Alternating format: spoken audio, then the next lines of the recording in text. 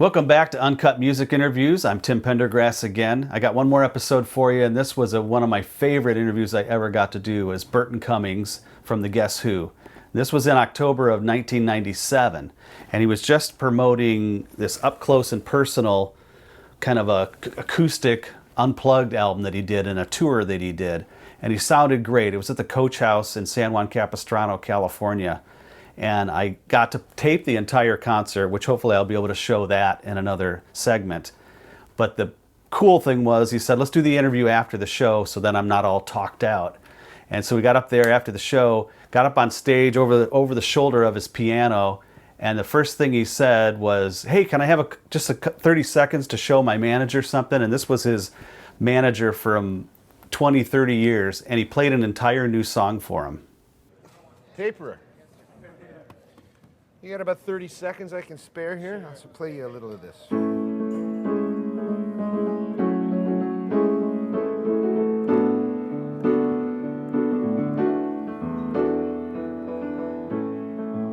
know that I might have made you cry, but I swear I didn't mean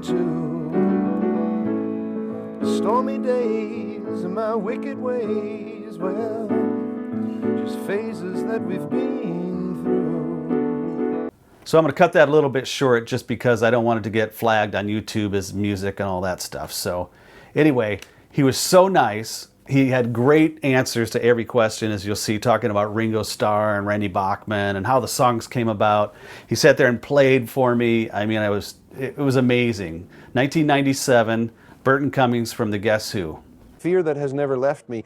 Quite frankly, I think it's good for me. You know, I think it serves me well, that fear, because I have known other singers and players that have become jaded through the years, and it's just like another evening on stage, and you know, and I don't think you project as much if you're not nervous. The nervousness keeps me really wanting to do well, wanting the people who haven't seen me for years to say, wow, he can still hit the notes, he's still projecting energy off stage, and so I think for me that's a healthy situation, that nervousness. What's the difference between just having this and having a whole backing band and fallback? Well, you know, I started this really came about as an accident. I was doing the odd telethon for Variety Club for disabled children in Toronto, and I did it about 8 years in a row, and I would just sit alone at a piano. This was when I was working with a full-blown band. But I would sit alone at the piano, I would do 2 or 3 of the ballads, and that went over very well. My manager kept saying, you know, you should do a whole show by yourself in public. My biggest fear at the outset was, can I hold their attention for an hour and a half with nothing but a piano? Like, I'm not Jan Hammer or Keith Jarrett or Oscar Peterson. I know my limitations as far as playing. But I guess, you know, when you have a bunch of songs that people know and you're still singing them reasonably well, and then you tell a bit of the stories, some of the stories of where the songs came from, it gradually, over the last 2.5 years, the show kind of shaped itself. The pacing, the timing, whatever chatter I'm imparting between songs. And I go to a lot of concerts by other people. I just saw my old friend John Fogerty about a month ago at the Greek in LA, and he did the same thing. He was talking about the songs before he would do them. And if you're a fan of a guy already, or a performer, or a lady, or whatever, if you're a fan of the artist, to me anyway, the more information they impart about the songs that I already love, the better I enjoy it. So I started taking a page from that book and talking about the songs a little more. Gradually, over the last 1.5 years, the show kind of shaped itself. It just fell into shape to where it's about an hour and a half now, and I don't seem to be losing their attention. So that's the most gratifying part for me, really, is to be able, all alone, to hold their attention without a band. And one thing it has done, I think, it has brought my playing back up a few notches, because there's nowhere to hide. When you're on stage all alone, there's nowhere to hide. So my left hand is kind of doing what the bass and drums would do. My right hand embellishes that, and then the voice takes care of the rest. It's impressive. It works out really well. There are very few people, I think, that can go on stage all alone. I can only think of about a handful. I've seen Neil Young do it. I've seen Bob Dylan do it. I've seen, to a certain degree, Paul McCartney do it. But there aren't an awful lot of people that can do that, you know, and I guess in some ways I'm proud of the fact that I'm able to get away with coming on all alone and actually not having people disappointed at all. On the contrary, I think they like the purity of this. In an age when stadium shows have lasers and pyrotechnics and God, you know, 400-foot screens and stuff, my gimmick is that I have no gimmicks. It's just pure. It's just me sitting alone singing songs that I wrote or co-wrote. And it seems to be working, and not only working, but it seems to be snowballing, which is very exciting for me at this age and this stage in my life, you know, after 33 albums. You have a new album out, and they're not going to hear me in this interview, so could you just tell me I have a new album out and name the name? It's Yeah. a similar capture in the show, basically, right? I have a new album which just came out this month in the United States. It's called Up Close and Alone. It's basically very much like the show you saw tonight. It's me alone at a piano, imparting information about where the songs were written, why they were written, the ideas behind the songs. And as I say to the people at the early part of the evening, this is the way the songs sounded at home while they were being written, before basically they became records. And I think people like that, the sparseness of it. You know, it's a guy alone. There's a certain vulnerability to being on stage all by yourself. And I think you can really connect cerebrally with the crowd from a different angle than you can when there's a whole band. I like, and I've always been in a band situation, and I like a band situation, but this is kind of new, so the novelty is still there for me. It hasn't worn off, and I enjoy, quite frankly, being alone. Although I get terrified before each show, but it's very gratifying to pull it off all alone. You know, to be alone on stage. I never dreamed when I was a teenager that I would be working all alone on stage. You know, turning 50 and doing this all alone. But it's really neat. It's a neat feeling. Oh, it's great, too. Thank you very much. I think you have a tremendous voice. Thank you. Thank you. What singers influenced you? Because, like, for you influenced the way I sing a little bit. Well, I was a huge fan, obviously, of early Elvis Presley. I remember those first appearances on the Ed Sullivan Show when they wouldn't photograph him from the waist down. I was a huge fan of Fats Domino. I think he was the biggest influence initially on me. When I first heard Fats Domino do I Found My Trio on Blueberry Hill, I had never heard, I mean, sitting in Winnipeg, Canada, in the prairies, I had never heard a guy that spoke with that accent before, and he drew me to the radio like a magnet, you know. Plus, he was a piano player that sang. I loved early Little Richard, I loved Jerry Lee Lewis, and I liked Gene Vincent, the bad boy. You know, Gene Vincent and the Blue Caps were just, they were rocking. It was that combination of hard country and rhythm and blues and rock, and they were mixing it all up. They were just around the time Alan Freed was coining the phrase rock and roll. And I loved those early records. I liked Clyde McPhatter an awful lot. I liked Dion DiMucci, I thought was incredible. Bobby Darin, I thought was incredible. Sam Cooke was a huge influence on me, because at the end of the records, he would do all those la ta ta ta ta ta ta history about la ta ta ta ta ta ta. It seemed like Sam Cooke saved all his best licks for the fade outs, you know. So I would buy the 45s, and then when it got to the end, I'd crank it up to hear those. Just as it was fading out, he'd hit these incredible licks, because that was time to just blow, you know, just use your voice as a horn. So I really loved Sam Cooke very, very much. I think, though, if there were one guy that really made me want to get into the business, I think it was probably Fats Domino. I bought every record I could by him, and I still listen to Fats Domino all the time because it makes me smile. It makes me happy. That's great. Oh man, you're just taking me back. I know, and you've probably had a lot of pinnacles in your career, things you remember back on, but I saw you when you toured with Ringo Starr. Tell me what that was like. One of the highlights of my life was touring with the Ringo Starr All-Star Band. Anyone of my age bracket would have killed to get the phone call. It's not like you can campaign to get into the band. It's like who Ringo picks.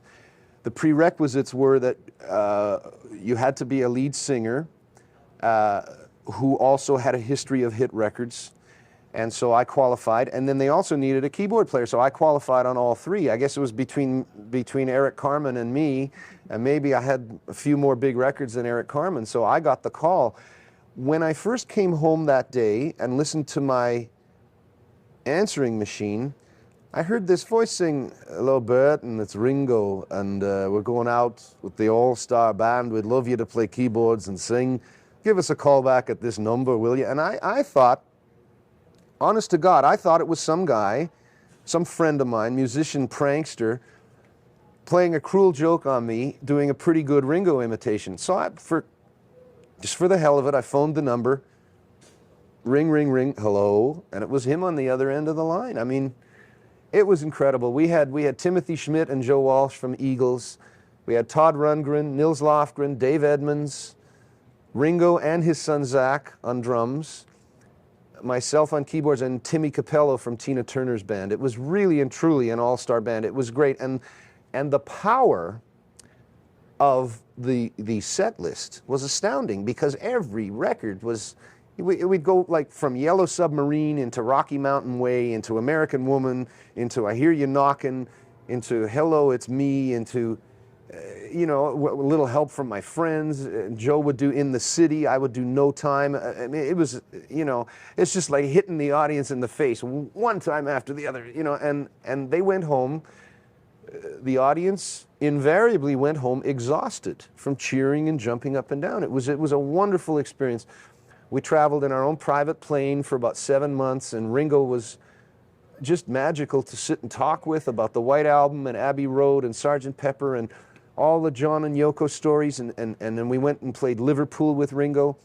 We did London, England on his 52nd birthday. George Harrison came and hung out with us all day. I mean, it was, for a kid from the prairies in Canada, you know, I never thought I'd be sitting having a beer with two of the Beatles. If you'd told me that when I was 15 years old, I would have flatly denied that that would ever happen. And there it was, you know. It was wonderful for me. I was really sorry when it was over. The 7 months went by like 5 minutes, you know. It was great. And Ringo was very, very down to earth. You know, I've met a lot of people that aren't nearly as famous or influential as Ringo Starr, and he is more humble than any of them. He's virtually, it's just like sitting with us now, you know. He was just a very unaffected guy, great guy. That's great.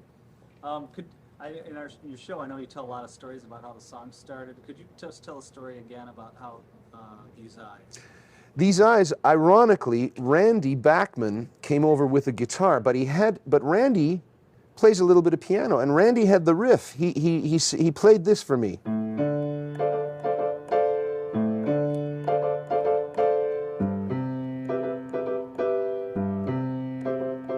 And I think he had the first line. I think he sang, "These eyes cry every night for you," and that was it. And I thought, my God, that's a great start for something. But here was a guitar player. It would be the same thing if I picked up a guitar and played a great guitar riff. You know, he was playing the piano. He's a guitar player basically, but he had this great piano riff.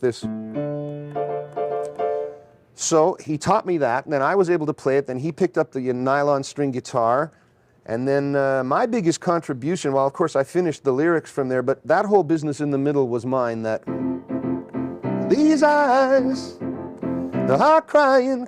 These eyes have seen a lot of loves, but they're never gonna see another one like I had with you.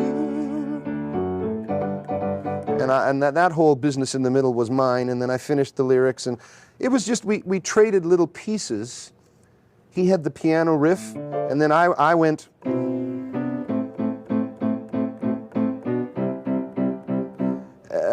and then he liked that part, and then we went to, broke it, you broke it.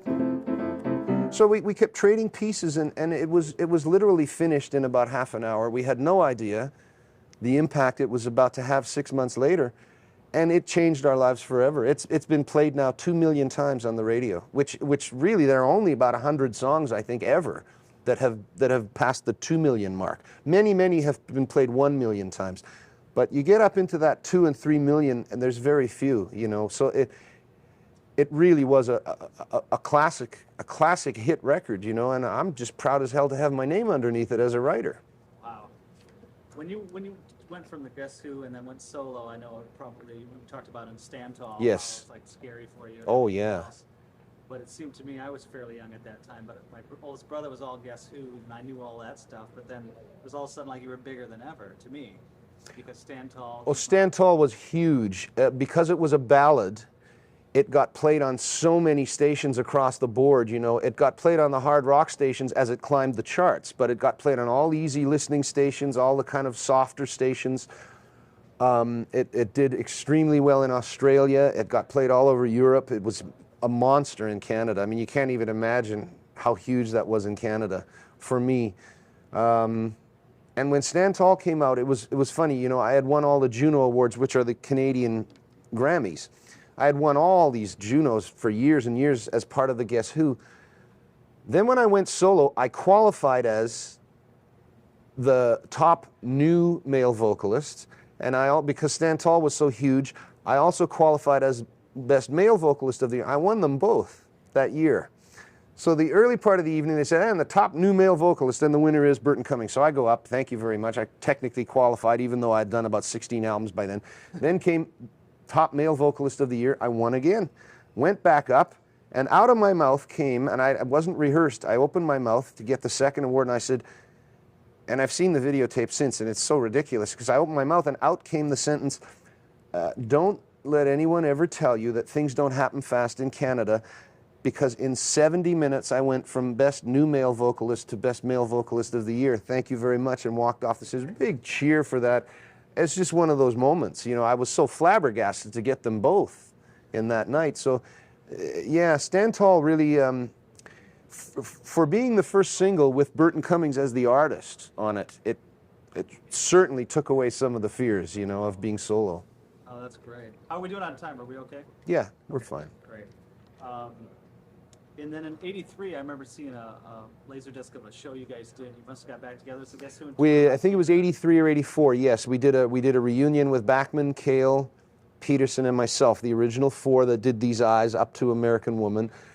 It was okay, but I always thought that we should have had Kurt Winter there for the later stuff. You know, because Randy's last record was American Woman. And then after that came Share the Land and Hang On to Your Life and Bus Rider and Wolfman and Star Baby and a lot of the big records. And I always thought it was a shame we didn't get Kurt in there as well, because when Randy left, we got two guitarists to replace him. There were a lot of double guitar records like Bus Rider and Share the Land. And Randy was trying to do all the parts himself. So, you know, in that respect, it was a little sparse, but overall it wasn't bad, you know. I just... we knew it wouldn't be permanent. It was very lucrative. We made a ton of money. And after the first couple weeks, we started calling each other the old nicknames, and that was kind of cool. But I am glad we caught it on film anyway, because it's there at least, you know, forever. I was singing fairly well. Anytime they're running videotape or film, I get nervous because, you know, some nights when nobody's taping anything, you're singing like a bird, and then all of a sudden there's cameras everywhere and you can't hit your notes. You know, that's the big nightmare. Tonight, I'm glad this was running, because I was singing pretty well tonight, I think. Did you know we were up there? I could see this about 4 songs in. I knew somebody was doing something, but I thought really what I thought it was an in-house feed to monitors, you know, without even any tape. So it didn't But make even better that you caught it, you know, because I hit the notes pretty well tonight. There's a great package of your solo stuff out on Rhino. On Rhino, yes. Yeah, which is They've done a wonderful job. And about that a little bit. Bill Inglot, who works for Rhino, remastering, you know, digitizing things for CD. He and I together, we dug up all the original tapes, the original master mixes. We fed them all through a huge stack of outboard gear at a place called DigiPrep in Hollywood. We digitized everything, and they made that package. And it's a very, very well done package. It sounds good. The booklet is wonderful. They let me write all the liner notes. They let me supply the photos. So it was really, for me, a very hands-on project, and I like that. I was also involved with the Guess Who package called Track Record, for which I supplied a lot of photos. Once again, they let me write lengthy liner notes, and I love that, because from day one in the Guess Who, I always had a lot to do with the covers and how they looked and what pictures and the writing and the whatever printing would, you know, tinting and printing and all that. I've always been very hands-on as far as the covers. So one day we'll have another big, huge box with about 4 discs of the Guess Who stuff, and my first 4 solo albums are finally coming out on CD in their original form in America and Canada. So they want me to write some new liner notes for those, and I'm thrilled when any company allows me. The more involvement they allow me, the better I like it, you know. So I guess I've hung around long enough where they actually think my opinion is worth something now. So it's great, you know. It's really a good feeling. Oh, it's a good collection. We did a piece and interviewed Bill Inglot and James Austin. Oh yeah, One of the sure, EP guys. sure. A whole piece about the idea of remastering. Yeah, he talked about you and he talked about Todd a lot. Yeah. Oh yeah. Packages. They've put Todd's almost entire catalog out now. Yeah. Rhino's great. You know, Rhino just started as a collector's store in Westwood, and I used to go there way before I lived in LA just to buy these weird vinyl albums from Italy and Germany, and you could get stuff by the Beatles, bootlegs and stuff that you could never see anywhere else in the world. It caught on so magnificently that they started doing a mail order out of that little store. It snowballed beyond their wildest dreams, and they saw it coming, the brothers over there. They started buying the CD rights when compact discs were brand new, about 1981. Was the first time I ever held a compact disc. First one I ever held in my hand was that Red album by Toto with Rosanna on it in Africa. That was the first time I ever saw a CD.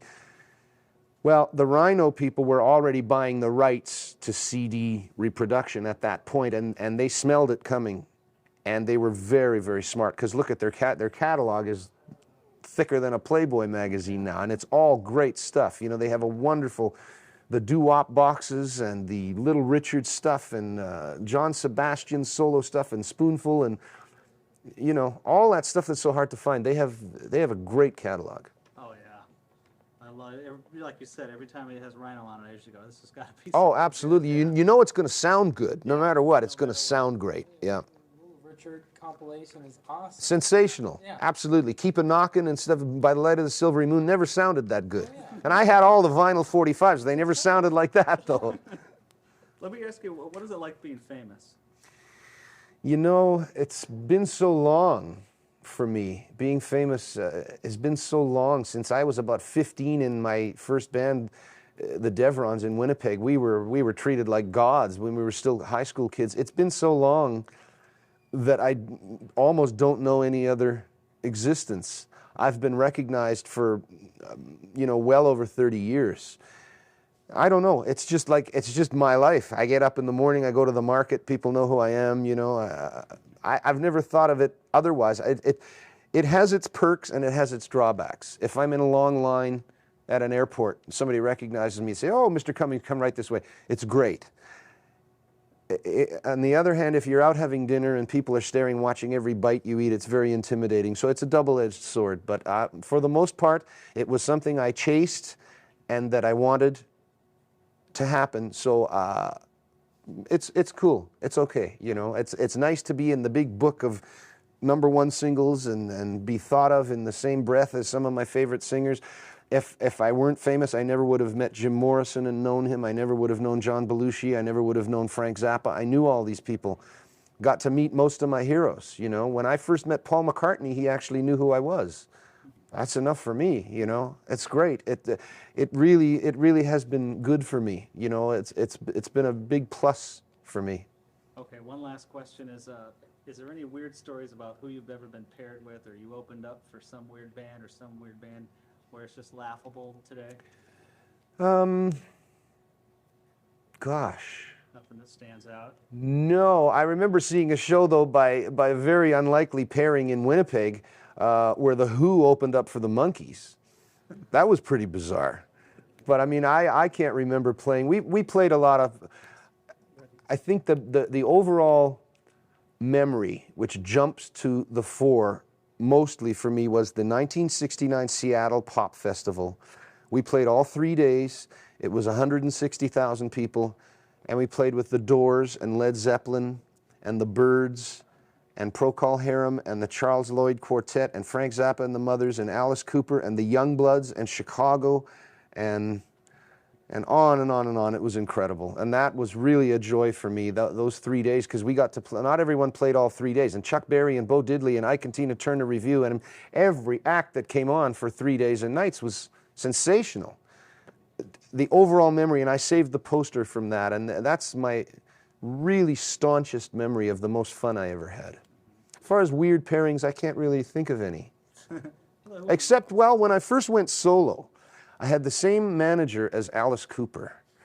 And so I'm out singing Stand Tall and I'm Scared, opening up for Alice Cooper. I'm singing Stand Tall, Don't You Fall. I'm looking at 20,000 people with their eyes all painted black, with blood and axes and miniature guillotines in their hand, and they don't want to be knowing about Never Been This Blue. You know, that was tough, but it was a lesson in professionalism.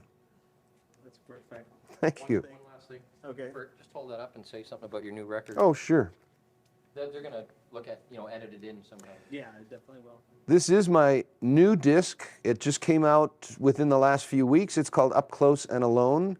It's me alone at the piano singing some fairly well-known songs, the way they sounded at home while they were being written before they became records. This is long since platinum in Canada, and it's starting to make some noise in the States now, so it's, I'm still kicking.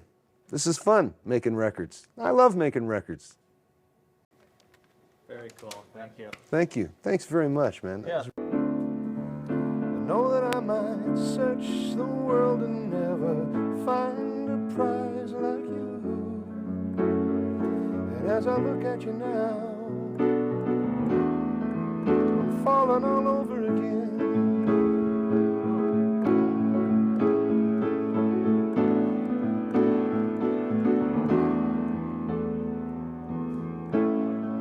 Say it ends when you can't be friends, but I'm not sure I believe that. Stormy days and my wicked ways, but my senses can't perceive that.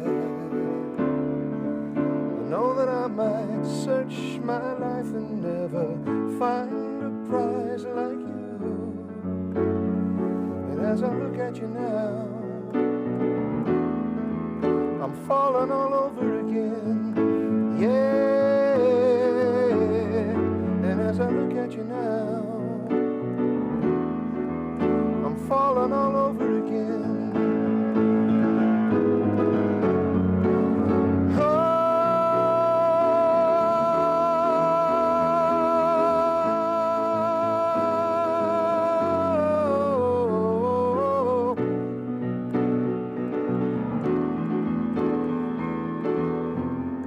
Sparkle in your eyes and magic in your smile.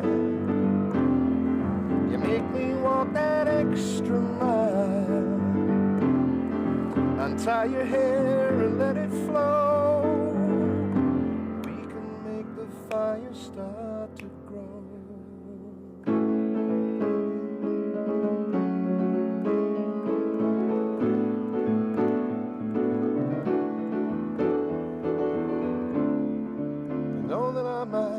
Search the world and never find a prize like you. And as I look at you now, I'm falling all over again, yeah. And as I look at you now, I'm falling all over again. And then it just goes out on that big note. Oh,